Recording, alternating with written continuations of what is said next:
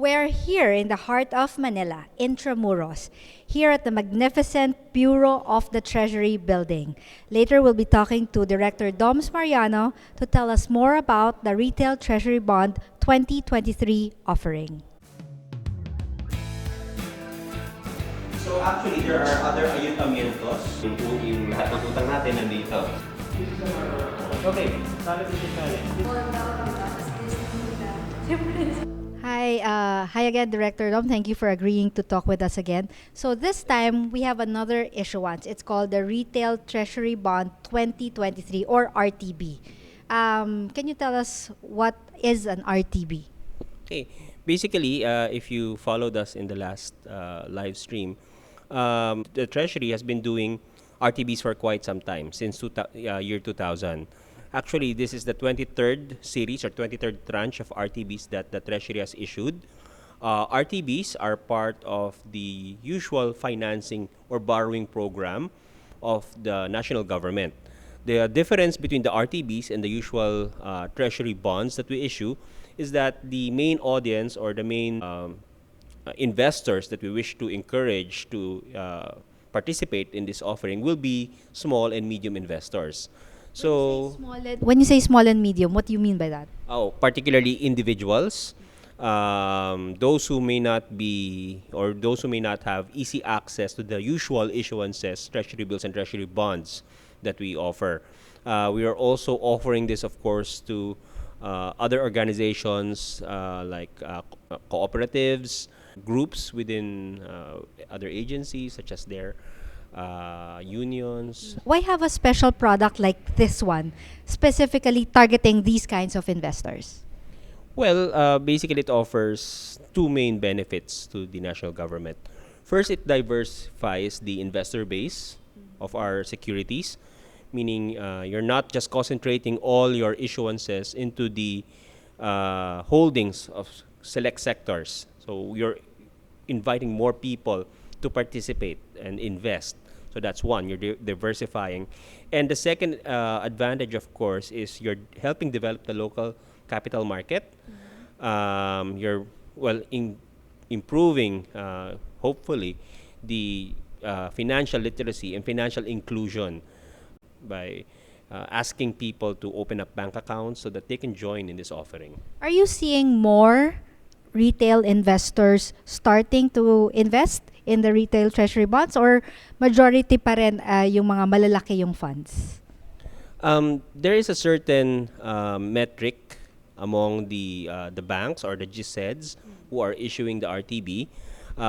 They have a certain target to hit as to the mix of investors between institutional and retail investors. What I can say, though, is that since our previous offering of the premium bonds in December, we have observed a surge in the new bank accounts that were opened, particularly within the offering banks. And with this momentum in place, I think there's greater or better information out there as to what the Treasury does, what are government securities, and why they should invest. And it's amazing because for the first time, a government agency is allowing online investing. You started with last year, the first RTB, and then Premio, and now for this one. Should we expect more innovations from the Bureau of the Treasury in the coming years? Well, of course, the Treasury is always trying to be up to date with what are the trends in the financial markets.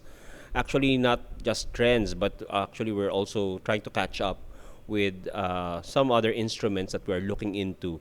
Particularly, of course, there's Islamic finance. For the Muslims. For those who have to be Sharia compliant in their investments. That should be interesting. That should be interesting.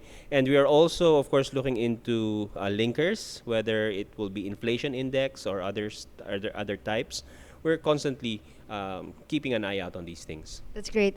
We heard that this particular issuance is different in the sense that there's a bond exchange program. Can you tell us what that is about? Okay, a bond exchange is something wherein a program wherein current holders or investors in government securities are allowed to switch their current holdings into the new bond. or in favor of the new issuance. So I think this will be the first time that we have a domestic bond exchange since 2016, but we've been doing it for quite a while. The main advantage of this for the national government is, of course, it extends the maturity of our debt. We are now particularly targeting or offering this new RTB 23 to holders of RTB 19, or this was the RTB issued last 2017. Supposedly it will mature sometime April, but instead of having their investments mature, the holders can roll over their investment into the new RTB maturing in 2023. But if you're not invested in those RTBs, so this time it will just be a primary issuance for that investor, correct, sir? Yes, it will just be the usual procedure for investing. So if I were to study this particular issuance, what should be the three or five things that I should remember before investing in RTB 23? Okay, well, the RTB offers all of the usual advantages of a government issuance. It offers the sovereign backing of the national government, so it's particularly default risk-free. It offers a higher return than what you will find, particularly for small investors. If you compare it to the returns, let's say, of a usual time deposit, for the same amount, you won't get the rate. It's now at 4.375%. The other advantages, well, I don't think if I'll reach five, but of course it's very convenient. You have the option to apply online if you have a existing account with any of the three banks, Land Bank, DBP, and First Metro Securities. And I guess that's it.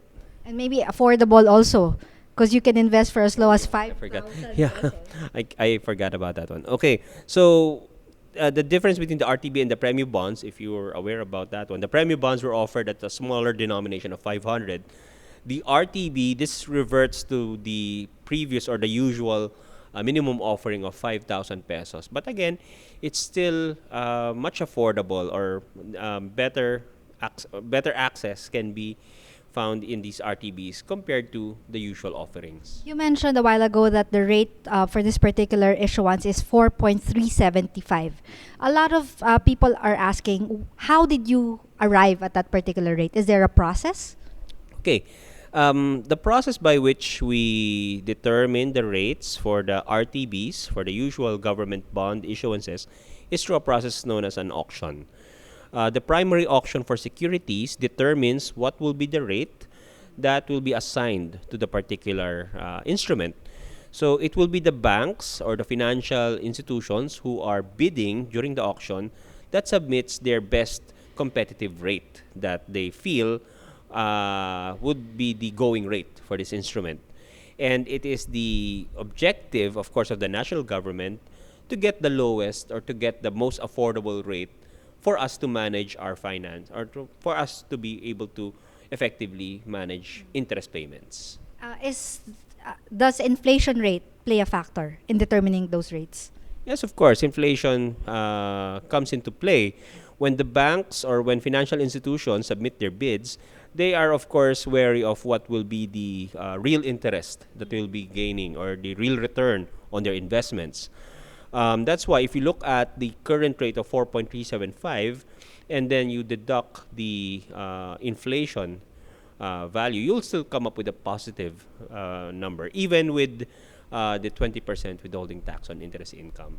You mentioned the taxer. I've been reading some comments online and they've been asking, can't it be tax-free? Like maybe they've been comparing it with Pag-ibig MP2, which is tax-free. Is there a way that eventually an RTB can be tax-free also? Of course, this is a matter for the BIR and the DOF because, well, we do have to raise the necessary taxes to finance the operations of the national government. And then after the tax revenue, that's why we borrow the deficit, or we have to plug the deficit. But in terms of tax exemptions, certain institutions do enjoy a tax-exempt status as long as they have a valid certificate of exemption from the BIR. And another thing, the the Treasury is also working with the Department of Finance to push the fourth package of the tax reform that would harmonize taxes on passive income and other instruments. So from current level of around 20%, it will be brought down to somewhere around 15%. That should be interesting. I'm really amazed sa mga nangyayari sa Bureau of Treasury because you're really pushing the envelope. So, question, sir. How about the OFWs? Normally, before, they have to go home, fill up the forms, or have forms consularized. Now, they can do that online as well? Yes, they can subscribe to the current issuance, of course, through the online portal. You can find it at www.treasury.gov.ph and click on the RTB portal there, and then you'll see the usual information and other steps later on of how you can invest online. Once again, if you have valid or once you have a current account with either of the three banks, First Metro Investment Securities and Land Bank of the Philippines and DBP. Why do you guys require a settlement bank for this kind of investment? Well, of course, it's through the banks that the Treasury or the national government works. We collaborate with them, or they are a big part of our initiatives. So the bank account is there simply for you to put in your initial investment. That's where the initial investment will be debited from. And then later on, the interest payments that you will be earning quarterly, that's where it will be credited to, as well as the primary, upon maturity, that's where you get your principal back. Principal repayment. Yes. Sure. What's the difference of a bond versus other investments, let's say a mutual fund or a stock investment? Okay, the difference between a bond, the main difference between a bond, mutual funds, and stock investments is, of course, the main thing that I'll focus on is on the risk. Well, of course, you usually correlate risk with rewards. What you'll often see with stocks and other mutual funds is that they can offer higher potential rewards. But again, the potential for reward has a flip side, of course. If markets are with you, it's good, but when markets sour, it can also go down. The difference between that scenario and the government securities is that government securities offer a fixed return. So there's a fixed interest that you will earn on your investment throughout the life of the bond. And again, these securities carry the full sovereign guarantee of the national government. So it's default risk free. Unlike, for example, if you invest in a company, of course, any corporation, company can have financial distress, and there's the risk that you won't get your investment back. Even in stocks, you regularly realize losses. In RTBs, as long as you hold until maturity, there's practically no loss on the side of the investor. And it provides you stable income every quarter. Every quarter, in the case of RTBs. So, sir, before we end, can you tell our viewers why they should invest in RTB 2023? Okay, once again, thank you very much for this opportunity. So, if you look at the RTBs, there's the usual benefits of investing as default risk-free. It's accessible, offered at minimum amounts of just 5,000 pesos. You can invest online, so it's very convenient. But beyond the financial returns, it's really investing on the country and investing in ourselves. The funds that we will raise through this is part of the financing program. It will go towards financing the budget of the national government. So you're not just earning the benefits of your investment, you're helping fund the economic as well as other programs of the national government covering infrastructure, health, education, and other key priority areas. So invest in RTB 23. Kasama mo sa pag-asenso. So there you go. You get stable income, you get guaranteed principal back upon maturity, and you help in nation building. I guess that's it. Yes. Thank you, Director Dom. Thank you very much, Vanessa. We hope to have you back soon.